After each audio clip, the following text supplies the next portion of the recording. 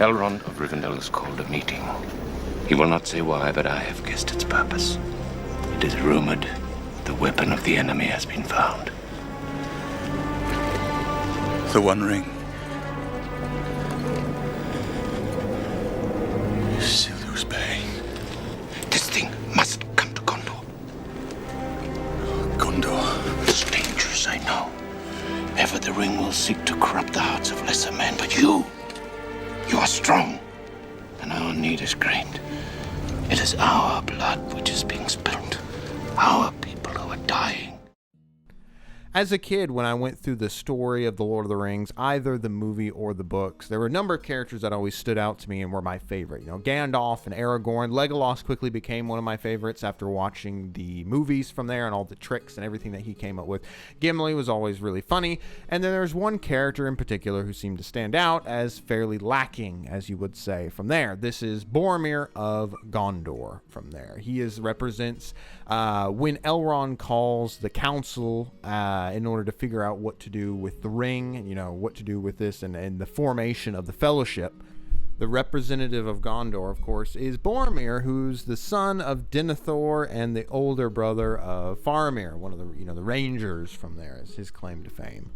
And the issue with Boromir is largely that he's known and remembered for his failure. You know, he tries to take the ring. The sole job of the Fellowship is to protect Frodo, keep him safe, and try and get the ring to Mordor. Now, there obviously is, some questions and some issues that some of them had from there. Boromir, has the famous line, "One does not simply walk into Mordor from there. So there is definitely some issues, as it will, with the plan at this point. And this is kind of the problem with the character in general that I had when I was younger. And I say when I was younger because now that I'm older, I definitely have a much better appreciation for his character.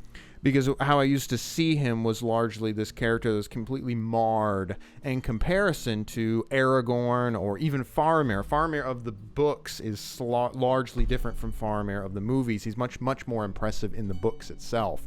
He completely... In the books, in the movies, they make it really seem like he's almost going to do the same thing as his brother, but in the books, there's not even a chance. He has no interest in this. He is not the man that his brother is from here. And so this is what it is it's hard to see Boromir as anything other than a failure as comparison, a repeat of Isildur's and original failure to save Middle-earth by not throwing the ring into Mount Doom. Isildur keeps the ring and thus keeps any hope from destroying Sauron from arising or anything like that. And so what we have seemingly this same repetition. This repetition of man, or the representative of man, failing in the single job that he is supposed to accomplish. He is a member of the Fellowship of the Ring. He has one job, which is to protect the ring, protect the ring keeper, protect Frodo at this point. And this is something that I think really kind of blots his character at this point, where it's really hard to see past that at this point. And this is where I'm getting into this idea of, that I liked as I'm older now, is because he is such a flawed character. He is probably the most flawed character from there. And this is the image that I have of him in my head. And so now, in terms of plot line, let me paint the picture for you. So they're leaving Moria. Gandalf has seemingly died. They go and visit Lothlorien. They see Lady Galadriel, and then they leave her charge and her care and the protection of Lothlorien, and they're going down and they're traveling along this river, and they get ambushed, by orcs, Uruk-Hai, the first time we really see them. And then there's this showdown scene where they get separated and Boromir finds Frodo, and they've always kind of had this glaring tension between the two of them because Boromir seemingly has had come into contact with what he calls the weapon. He doesn't see it as just the weakness of Sauron. He sees it a weapon that they can use, that he can use to save his people. And he tries to take the ring. And then this is what kind of mars his character. It completely blots out everything else, is that he is the man who tried to take the ring. This is his failure. And so now I wanted to introduce this idea of story balance and tension, because there's a concept the audience will have in mind for how much a character is or is not in danger. This is a question of what might happen. You get into a tense situation, you're wondering how the main character will make it out, and there's this understanding of, okay, maybe they're in a little danger, a lot of danger, maybe they'll succeed, maybe they'll fail, and if they fail, they could die from here. This is the balance that everyone's understanding. The main character's trapped underwater, they're trapped in this room, there's something like this. And this is kind of determines what tone of story you're likely going to get from this. Is this going to be a happily ever after? Is this your rom-com sorts of things? Or is this more of your tragedy? Where, hey, everyone's in danger. How are they going to get out? I don't understand how they're going to get out. And they don't, and they all die. Bam, tragedy from there. And this is kind of what you have. This is kind of the balance in that you're kind of playing with when it comes to a story. So for Lord of the Rings, what you want to do is you want to convince the audience that the characters are in danger, but you don't want to kill all your main characters from here. You kind of have to make this decision early on for this balance. There's the Marvel aspect. I remember the Marvel movies, at least in the beginning ones, no character seemed to die. They would get tragically wounded and then taken off screen and then suddenly return or something like that. And I think the Endgame and some of the later ones were trying to really combat this by actually, as they got to the end of the whole universe, they were trying to get this idea of some people might actually die. And on the flip side, of course, you have the tragedies. These are your Hamlets, your King Lears. This is Usual Suspects. You have kind of different stories where that have a much more tragic element, and they kind of leave you. Oftentimes, they'll leave you with a very sad and hollow feeling. At the end of King Lear, you're just like, holy cow, everyone's dead, and they died very, very slowly and very, very painfully from here. And so this is kind of the balance that you have to keep in mind when writing a story or when you're viewing a story from here. Now, keep this in mind, audiences generally like happily ever after, but we also want a story that fits. But at the same time, we do really want there to be danger. We want there to be the thrill, the possible potential of failure from here. And so what you want to do is you want to get it so close to failure, make it seem like the characters are just barely making it through, that they're actually in danger, and then they're actually legitimately escaping or making it through or getting out to the other end. And it makes the danger feel like it's real. It makes the consequence, it makes it so there's actual consequences from here. And this is what we're after. This is what we're after for the story. This is what you want. You want to be able to feel that when a main character goes up against a villain or something, you want to get the idea, you want to get them to feel like they could actually die. And so now we get to this question of, with story balance in mind, there's a question of the solution. How do we solve this problem? How do we solve this aspect of making it so the characters feel like they're actually in danger? How do we get a story that actually works and everything from there? But also make it so the main characters make it out, because you don't want to just kill all your main characters off. We want to convince the audience that we're actually in danger, and we did that by murdering everyone. That doesn't really work. So number one, the idea that you could really look at is bad outcomes. So maybe the main character is not in danger, but if they don't stop the villain, the village will explode, the town, the kingdom. Maybe in Mission Impossible, maybe Ethan doesn't actually die, but the nuclear warhead's going to go off, and there's going to be catastrophic lives everywhere. There's this idea of there's a greater implication. So while we're not scared or afraid that the main character necessarily might die, we're scared of the outcome if the villain is not stopped. This is a great way to do it. This works from here. This is kind of the you want to save the orphanage from getting burned down. It's something that everyone understands and very much agrees that needs to be stopped, and the main character have to jump into action in order to do that from there. The second option, because again, you have a few different ways, because ultimately whatever works, you can do that.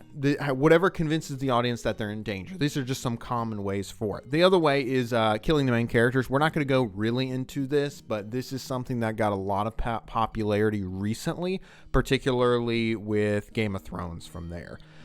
This is kind of also another aspect of where it comes into play is your wise old man mentor characters. This is your Gandalfs, your Dumbledores, your Obi-Wans, your Broms from Aragorn, this is not a coincidence that all these characters are the wise old men ones, and these are the ones that actually die. You could also get the Game of Thrones, where they kill off main characters. They got very, very famous for killing off main characters from here.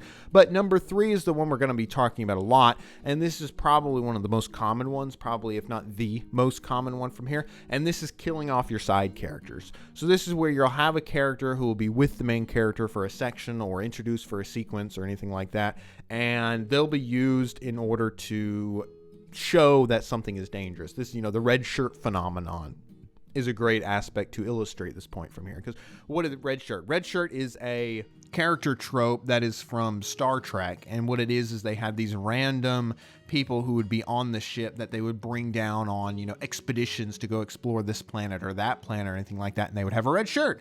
And these inevitably would be kind of important characters, but not necessarily main characters or anything like that. So you could safely kill them, and the audience wouldn't be sad. No plot would have to be rewritten or anything like that, but it could be used to prove that this is actually dangerous. We'll have Spock and, the captain, because I haven't really watched a whole lot of Star Trek, but we have the captain and all the first mate, second mate, all Scotty, all these different people will be going adventuring, and somebody starts blasting, and this is really dangerous, but we don't want to kill our main character, so we kill the side character, and then the main characters sit there and, they look at their dead body and they're like, oh my gosh, we're actually in danger. We could literally die. This is Jurassic Park is a great example from this. Although I would say Jurassic Park probably killed some bunch of main characters, you could argue from there. But there are characters that kind of just show up from there, and then they get eaten or get killed, and then everybody else in the audience immediately understands, and the main characters understand that, oh no, we're in danger. And this is where it comes into, of course, the topic of discussion from here is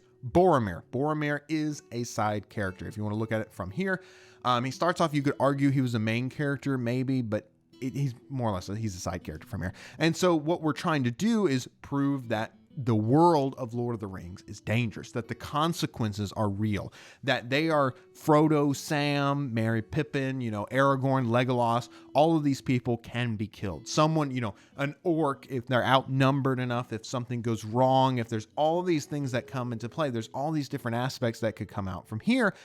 They could actually die. There could be real consequences. There was a chance that Gandalf did not make it out from Sauron's tower from there. There's a chance that Aragorn didn't make it out, from wherever he was going, for the way of the dead, his path later on from there. There are these actions and there are these aspects that can come into play. The consequences for the main characters could be dire, and we need to prove this to the audience. And this is kind of what we're trying to do. And, I say all this in terms of for killing main characters. There's an aspect of it that can be done poorly, because Boromir is an amazing example of a side character, well-crafted side character from here. And so if it's done poorly, a lot of this is where the red shirt thing kind of comes into play, is where you just create a character and their whole point is to be killed, essentially. Big Hero 6 and X-Men Apocalypse, the brother in Big Hero 6 and Magneto's family in X-Men Apocalypse, they're basically just like spun up, like, quick, we need a tragic family that can tragically die to motivate our main character. Here you go, found one. And they just kind of roll him out here, throw him up. He looks great on paper, and then bam, shoot him or something like that. And it's like, oh no, it's so tragic, they died. Anyway, moving on. And because the audience never actually cared about the character, and this is something that, you have to be able to do, and you want to be able to articulate from here, is that these are well-developed characters. These characters have depth, and this is what we're going to talk about from here, is how does it work with Boromir to make him such a well-rounded character? And so now we're going to get into this question of depth and depth of side characters. So, who is Boromir? Let's get into a little bit of the history from here. So Boromir is, the captain, the son of Gondor, as he's called in a number of instances. He's very brave and very courageous, and Gondor is seemingly the one country that's holding back Mordor. He can fight. Boromir is the leader of these troops who's been holding off Mordor and the armies of Mordor. And so what you have is, we'll get into the landscape a little bit, is you'll begin, I'll draft it up here in just a second. And so you can really see here, we got the Black Gate over here, we got Minas Morgul over here, we have Osgiliath. This is Gondor versus Mordor. They're right next door neighbors. This is not like the Shire. This is not like Bree or anything like that. Not like the Elves, Lothlorien or anything like that. You got Harad and Umbar down here, the Harad, the desert people with their elephants, Oliphants, and everything like that. The pirates of Umbar, the corsairs of Umbar from here. And this is kind of the 3v1. They're all against Mordor. And so this is kind of what you have in play. You know, Boromir has this great line, you know, the blood of our people have kept the realm safe. We are keeping everyone back from facing the wrath of Mordor, the wrath of Sauron. You know, Shire, Bree, all the elvish lands, the dwarves, you know, the elves are doing their things, the dwarves are busy doing their things, the hobbits in the Shire, Bree, everyone is just kind of self-absorbed, and they're all safe, and they're all busy just doing their own thing, more or less ignoring what's going on, because Gondor is 1v3, you know, against all these things, and they're losing. They are dying. And Boromir knows this. This is the reason why he's actually here in the instance, because Denethor, you know, they've learned that there's a weapon. You know, they found the enemy's weapon from here. And so this is what's going on. There's a timetable, you know, they're going to die. And this is an interesting aspect, is because Boromir is joining this mission, and there's a good chance, as he points out, you know, one does not simply walk into Mordor. And it's this idea that the fellowship itself may not work out. It may just be a suicide mission of variety from there. You know, we're going to take the ring, 9 of us, we're going to pick it up, and we're going to go run down, hike into Mordor. You know, the lidless eye, the Nazgul, you know, you have all these tools that are coming into play. All of this is going up into it, and Boromir joins up. He shows up. He joins the fellowship from here. And this is something that I didn't get to really appreciate until I got older. I didn't look into the intricacies just because I was looking at, you know, Boromir's a failure. End of story. Is because Boromir is a great guy, and this is what is such a good example for the ring, is Boromir has the purest of motives. He wants to save his people from utter slaughter and annihilation, and this is the reason why he wants to take the ring. He wants to do this because he wants to take the ring in order to save his people. And so it's this good motivation that gets twisted. And so this is what we have, you know, that mars his entire history from here, is because he is the failure from here. But we begin to understand why. Why is he so desperate to find the weapon? Why is he so desperate to grab the ring? You know, we start to see why he is actually beginning to do this, is because he wants to save his homeland. He wants to save his people from here, you know. And this is an aspect, another thing that I really got to appreciate a lot more, is because even after his failure, he stayed. He stayed. After he tried to take the ring from Frodo, he stayed behind, and he could have just left. He could have just left and gone back to Gondor. His dad would have welcomed him. He could have then killed orcs forever. From there, he could have gotten a hero's welcome. He just said, the elves are full of it, let's go back. But no, he stayed to defend Merry and Pippin. He stayed even though Frodo was going to come back and basically tell Aragorn, tell the rest of the fellowship, Boromir betrayed us. You know, he tried to redeem himself. He recognized his mistake. He still answered, because he is this brave and courageous man. He's not going to just leave. He is still a member of the fellowship. He swore an oath to protect the ring bearer. He swore an oath to the fellowship from here. And this is what's going on. And this is what really comes into play. And, you know, he's trying to save his people. And this is his whole character's motivation from here. And we see this in this moment, this beautiful moment with Aragorn at the end when he's dying and he's surrounded by orcs. And you can really see what he's been trying to fight for. And let's take a look at this. You did what I could not. I tried to take the ring from him. The ring is beyond our reach now. Forgive me. I did not see. I have failed you all. No, Boromir. You fought bravely. You have kept your honor. Leave it. It is over.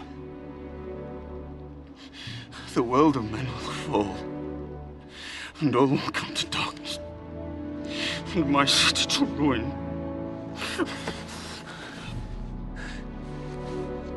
I would have followed you, my brother. My captain. My king.